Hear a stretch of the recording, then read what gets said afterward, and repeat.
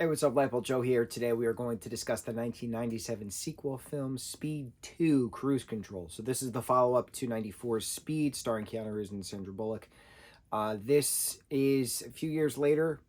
So the timeline is roughly relevant when the film actually comes out. Jack and Annie are no more. She broke up with him because he's too much of a daredevil. She doesn't like that he always puts his life in danger. So now she's dating a cop who she thinks is, his name is Alex, who she thinks he is a, just as the patrols around the pier and it's the beat cop work. But it turns out, no, he's doing, SWAT team kind of stuff, and he lied. So he kind of tries to make it up to her, books this cruise. They go on a cruise. And so Willem Dafoe's character is the villain in this.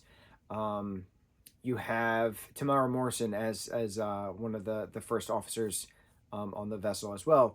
So then, the cruise ship is going and people are having a good time. And then, like, Willem Dafoe releases his master plan to take control of the ship because how dare the cruise company fire him when he got sick, when he and his company made the system work how it does. So he puts a transmitter in the I don't know what the captain, it's not captain's quarters, cockpit, who knows, whatever the main control center is for a cruise ship. I'm not familiar with my Navitine, my Mariner language.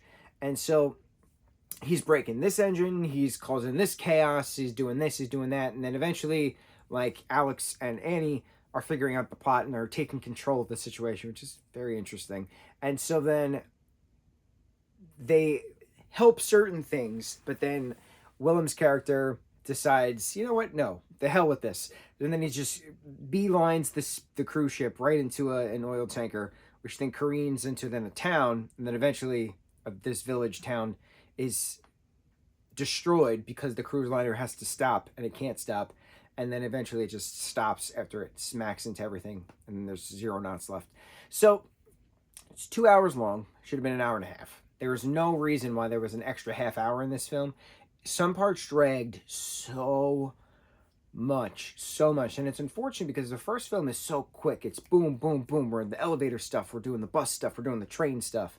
This is just so long, and there's so many boring moments that are just drawn out, which had no relevance to the plot. It should have been an hour and a half. The funniest part about this entire film is that the guy who was in the convertible that Jack took the car in the first film, saying, yo, man, I'm going on a date, I can't be late.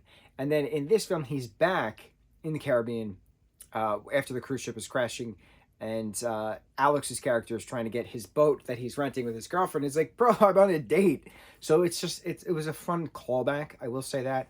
Otherwise, it's unfortunate. You have great talent. Sandra Bullock is just absolutely incredible, and she does incredible action stuff.